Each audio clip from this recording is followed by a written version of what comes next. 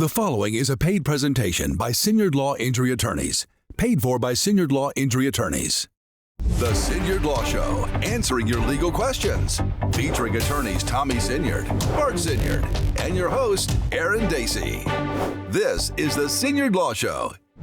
Good evening and welcome to the Siniard Law Show. I'm Aaron Dacey. Tommy and Bart Siniard are a father-son legal team in North Alabama, and they want to educate you on various areas of the law for free. This evening, we're talking criminal law. I'm joined by attorney Tommy Siniard and attorney John Brinkley. Tommy, thank you so much for bringing your guest with you this evening. Thank you, Aaron. I want to introduce my friend John Brinkley. His daddy, Alan, was a dear, dear friend. Alan passed at the age of 73 a couple of years back, but his son carries his legacy. John is just an outstanding lawyer. He's been practicing, 20 years?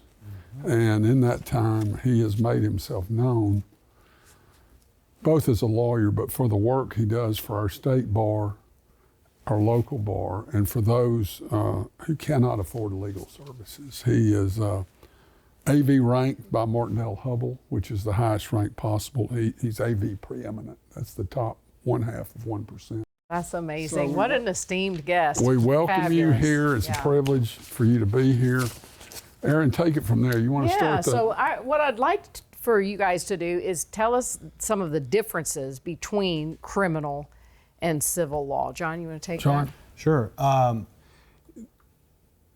Basically, the civil law requires some sort of monetary payment by the person who's done wrong. There are some other exceptions that exist in the civil world, but in the criminal world, typically it's where someone is subject to jail time or some bit of incarceration. And that's the way we distinguish the two. And there's some overlap in that, Aaron. Like, for instance, assault and battery can be a civil case, and it can be a criminal case. And there's overlaps, like if somebody's wrongfully killed, it can be a civil wrongful death case, and it can be a criminal murder or manslaughter case. So we see those overlaps. Now, here's the difference. There's a different burden of proof in a civil case than a criminal case. In a civil case, the petitioner or plaintiff only has to prove the allegations of the complaint by a preponderance of the evidence. Think of more than 50%. In a criminal case, what is the burden of proof, John, and how is it different than a civil case? It's much higher because someone's liberty is at stake. It's beyond a reasonable doubt. Okay, beyond a reasonable doubt to a moral certainty. That's high. That's a big burden of proof. Big burden of proof. So let's go to the O.J. Simpson case. People say, how could he be found not guilty of murder, but then there was a huge wrongful death verdict? Here's why. One is the burden of proof. Two, the defendant does not have to take the stand under the Fifth Amendment in a criminal case. In a civil case, he can be compelled to testify, and the burden is a preponderance of the evidence. So it makes perfect sense that you to a lawyer. You could be, you could be found not guilty in the criminal trial for murder, but you could have an award against you in a civil case. So I think that's maybe the best way to explain it. I think that was well done. Very good. So John, you mentioned payment. So what is the difference when you're paying a different type of lawyer for these cases, the difference between a contingency payment and a retainer? The law, depending on what type of law you practice, and you can even have a hybrid of a part contingency and part hourly rate if you're doing civil work. Typically in a personal injury claim, such as what the Siniard law firm does, they will take a percentage of what they are able to recover against the bad actor. In a criminal case, the client is responsible for the payment of their lawyer based on who it is that they choose if they retain them. Now, we also have in Madison County indigent defense representation, which is where you could receive the benefit of a court-appointed attorney if you're qualified, which means that you don't make enough per month or per week in order to pay for a lawyer. This doesn't mean that, it just cramp your style a little bit. You have to be nearly indigent in order to qualify for court-appointed counsel. The court-appointed attorneys here in Madison County, They work at a reduced rate, giving back to the community. Typically, the people that handle those types of cases are getting 25 to 50% of their hourly rate on a court-appointed case. So it's quite the mark down to get the benefit of having that lawyer help you there in court. You don't get to choose them. They're appointed by the court, and there are about 60 or 65 lawyers here in Madison County that handle those types of cases. All right, well, thank you. So, and let me give John some more applause. When he was not required to, okay, long after he was a young lawyer, most appointed lawyers are younger, he did court-appointed work. And some of that's $40 an hour, you know, and he was also the public defender for the city of Huntsville, which means everybody that came to city court that couldn't afford a lawyer, it was him. All that was just his charitable nature. And so he's a hell of a criminal lawyer, but you know, he's crossed the aisle and he does civil work real well too. His daddy did solely civil work. And I think it's just out of his charitable heart that he does criminal work. And I applaud him for that. Outstanding. Thank you both very much. And you, our viewers, may have legal questions you would like to ask the experts. We take questions about all areas of the law. You can call us at 844-7000-LAW and leave a voicemail, or you can email us at questions@siniardlaw.com. And in just a few minutes, we'll get to your questions since our show last Sunday. Now let's turn to a legal news story of the week. A professional angler was indicted for manslaughter following a fatal boat crash at Smith Lake. Tonight, we begin with new details surrounding a deadly boat crash on Smith Lake back in April that killed 3 people. 23-year-old professional angler Flint Davis is now charged with 3 counts of manslaughter. Not only did a camera catch the collision, we're also learning Davis was operating without a license. Tommy Siniard and John Brinkley are here to break this down for us, and please explain to us how a pending criminal case can affect the civil case. You touched on that a little bit. So this is a perfect example of a wrongdoing where there is both going to be, or is, criminal charges, and there's a civil lawsuit filed, or civil lawsuits, because there were 3 deaths and a couple of injuries. So a grand jury indicted this individual who caused a boat wreck for 3 counts of manslaughter, reckless murder, if you have it. And now the civil suits are pending for negligence and wantonness. So he's probably insured for that. And the sponsors, the managers, the organizers of the bass tournament have also been sued. They have not been charged criminally for their negligent failure. For, I understand this guy didn't have a boater's license. So they've got the duty, if they have a tournament, to develop rules and regulations that prohibit unlicensed boaters going 60 miles an hour in a bass boat, and you can understand why.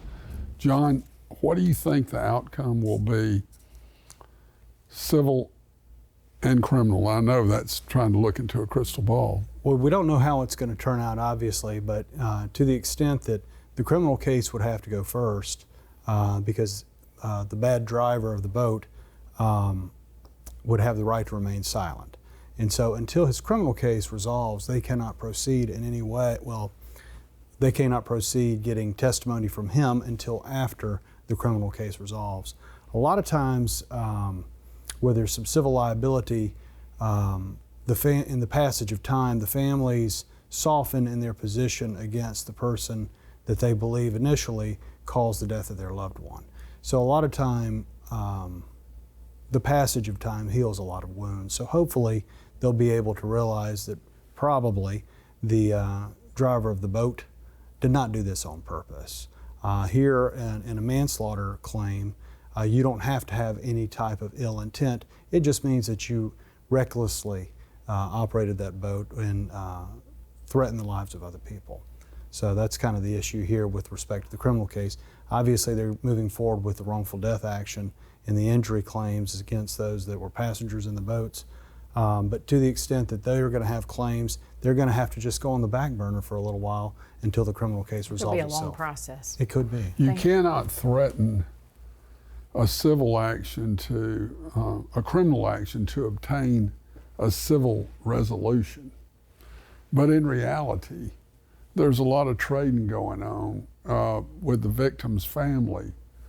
It's sort of like, well, if your insurance company will pay enough for this claim, we might allow the charges to be reduced in the criminal case.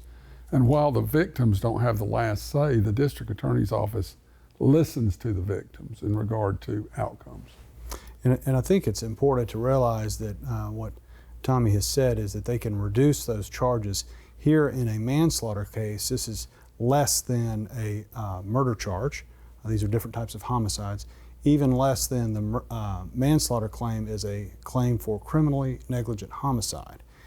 And in that type of case, it's a Class A misdemeanor unless you've been drinking. So if you've been drinking, it enhances or increases the penalty to a felony. So here, if the young man operating the motor vehicle had been drinking, he could still be subject to a felony given the circumstances that they have here. Let me run that down for you.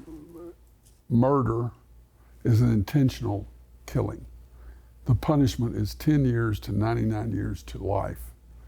And it can be anywhere in that range. Manslaughter is a Class C felony, it's 1 to 10.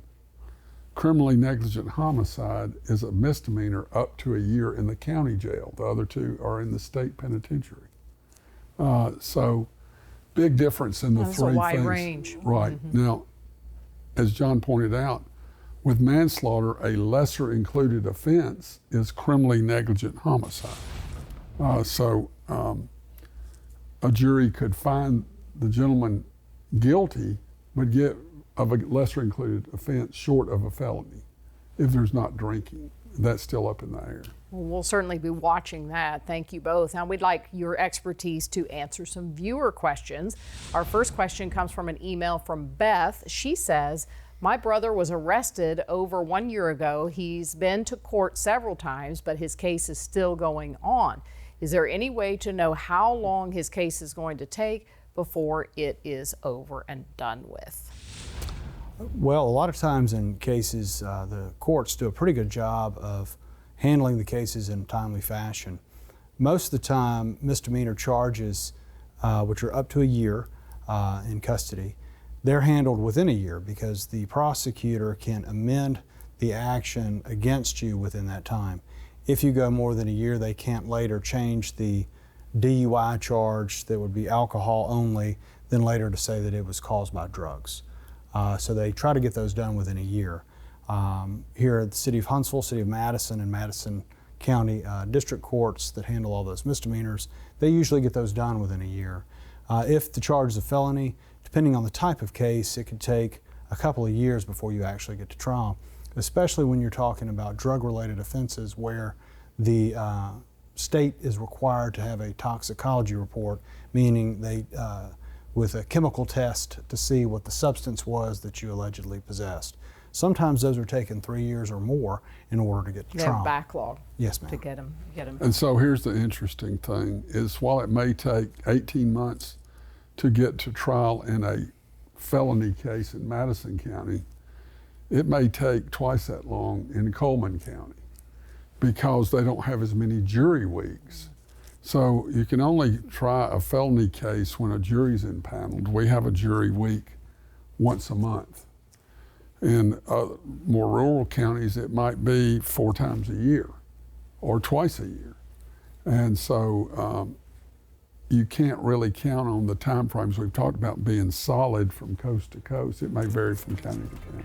Okay, thank you, gentlemen. When the Siniard Law Show returns, we'll answer more of your questions about criminal law, including a question about gummies and a DUI charge. Today's headlines, tonight's breaking news, and tomorrow's first alert. Stream now, stream anytime, because your tomorrow starts tonight. WAFF 48 News at 10, live and on demand on any device. I got sandwiched between an 18-wheeler and a truck. During the accident, I lost my left leg. I chose Siniard Law because my granddad knew they had a great reputation. They were very knowledgeable. They were very sweet. We had a connection. They pretty much treated us like family. I would definitely recommend Siniard Law because They are caring and they will help you get what you deserve. If you've been injured, call Siniard Law. Welcome back to the Siniard Law Show. A quick reminder for you, our viewers, if you'd like to sign up for Siniard Law's newsletter, just scan this QR code, or you can sign up at siniardlaw.com. The newsletter provides free monthly legal tips. Now let's get to an email from Jose. Jose says, my son now more than ever really needs help. He was arrested for drug DUI after eating one of those gummies. Problem is, it was the next morning when he was arrested.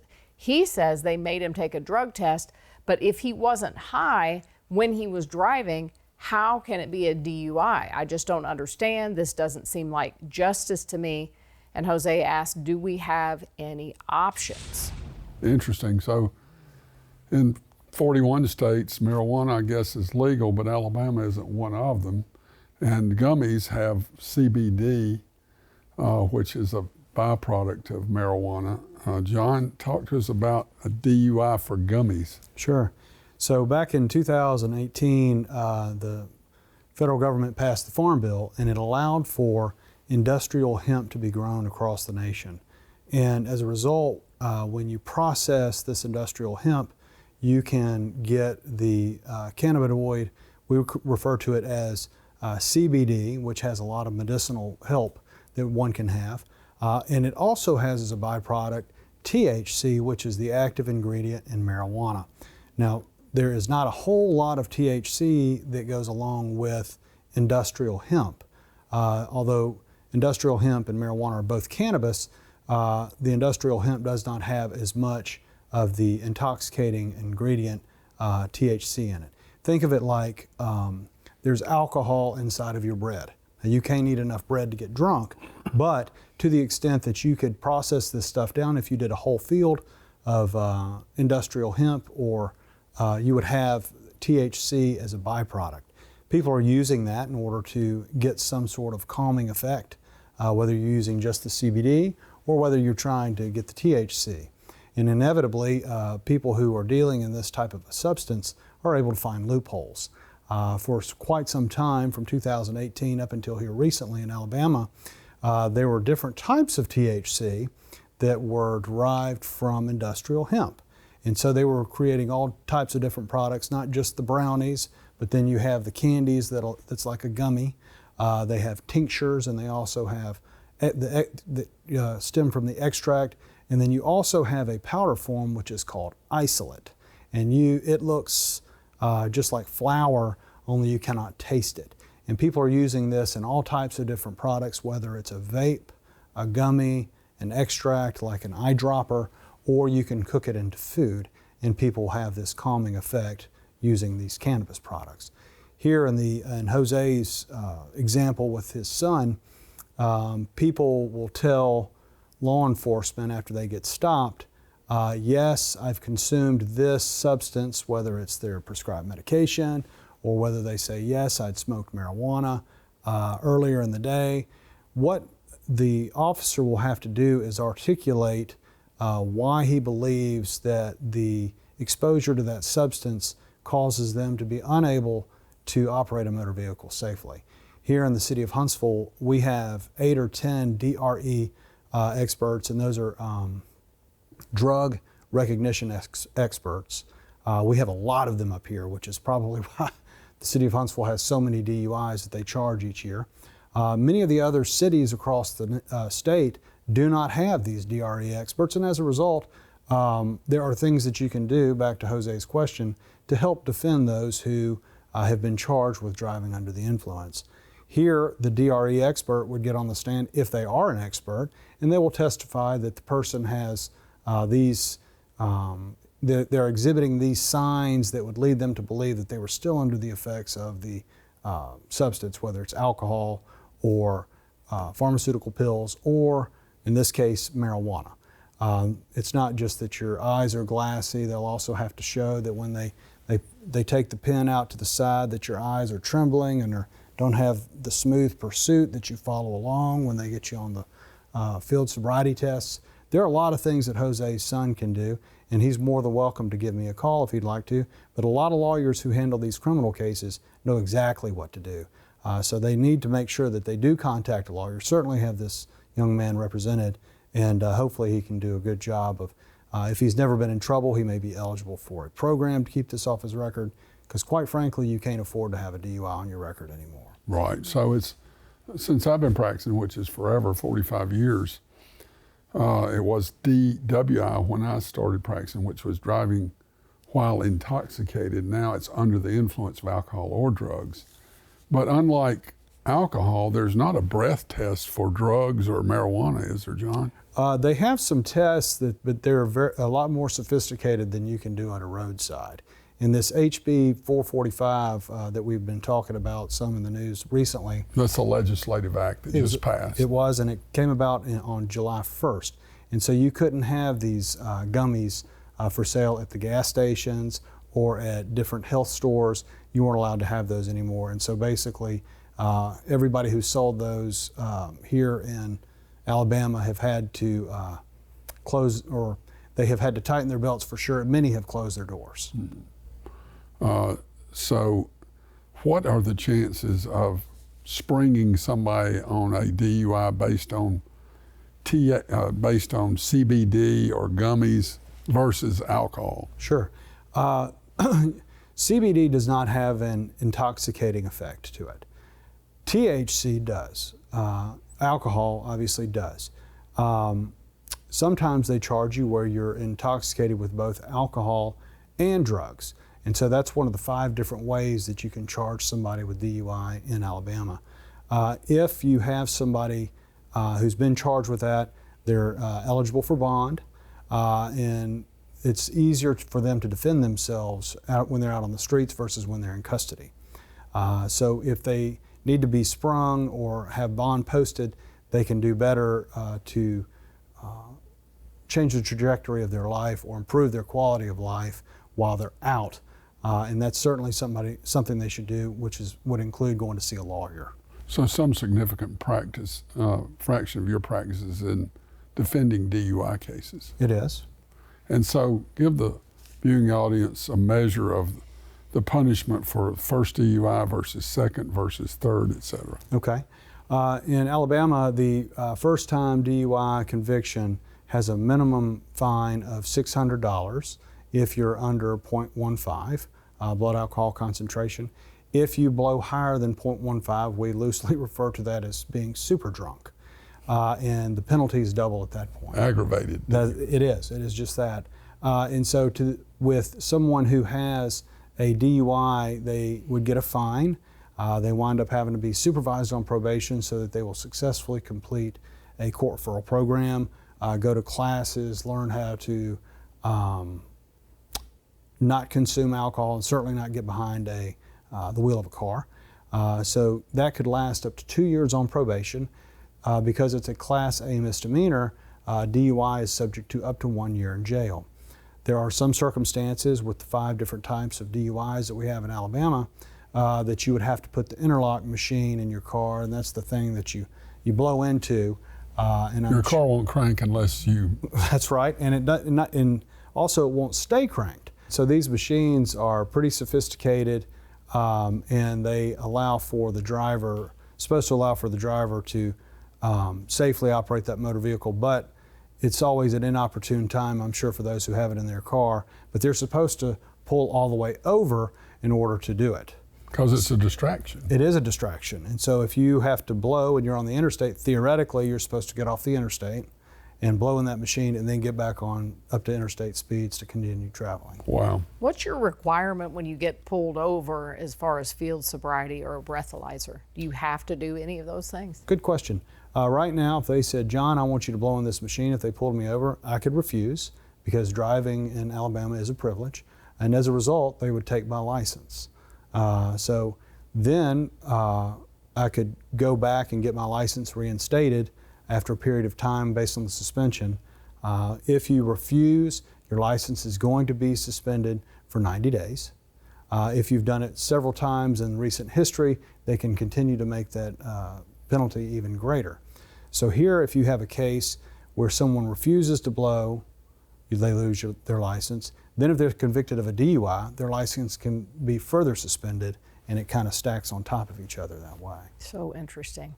Let's go to our next question, gentlemen. It comes from a viewer who wishes to remain anonymous. They ask, I was at a bar when a fight broke out. My girlfriend and I were both injured from the fight, but we were not involved. There were some people arrested afterwards. Do we have a case against the bar and the people who were involved in the fight? It's interesting, you know, sorry to say I've had a few bar fight cases, and it's always the person that comes and says, we didn't do anything, we're innocent victims, and I'm not saying these people weren't. But there is some civil remedies if you're injured in a bar by either the security person or by other patrons. The allegation is that the bar failed to supervise the situation, or they failed to hire adequate security forces, and allowed this thing to get out of hand and innocent bystanders getting hurt. We had a significant recovery in a case almost identical 3 or 4 years ago. It's not an easy case because typically you're requiring the bar to do something over and above, which most are set up to do. There is a little known law called the Dram Shop Act, where a bar has civil liability if they overserve a patron or they serve a minor. And you say, how do you prove that? Well, you have to prove either from their credit card or somebody observing them. But we've had some significant recoveries on that. Every bar has to have at least $100,000 in dram shop coverage to open the doors. Back to driving intoxicated, we failed to mention this. If you're driving intoxicated, whether it's alcohol or drugs, and unfortunately you have a wreck and somebody dies, you can be charged with yet another area of murder, which is vehicular homicide. And it carries, up to 5 years for vehicular homicide. And if a person doesn't die, there's such a thing as vehicular assault, which is a criminal case. And we run across that sometimes. So driving intoxicated can be more than a DUI. It can be a murder charge. So that's something to sit up and pay attention to. Definitely. We appreciate you joining us. Thank you so much, John. And as always, Tommy, thank you so much. John, I'm going to put in a plug for you here. Give us your telephone number and address. Sure, I'm at, my telephone number is 256-534-4444, and I'm at 102 Clinton Avenue West, Suite 202, right above the Coffee Lodge. Sounds good. Thank you, John Brinkley, and thank you, Tommy. We appreciate all of you joining us this Sunday night for the Siniard Law Show. We look forward to seeing you again next Sunday after the late news. Our experts will be Tommy Siniard and Harrison Lane. The upcoming show is called All About Injuries. So if you have a question about that topic or any other legal topic, just give us a call at 844-7000-LAW or email us questions@siniardlaw.com. Thank you, John, for being here. I'm glad to be here.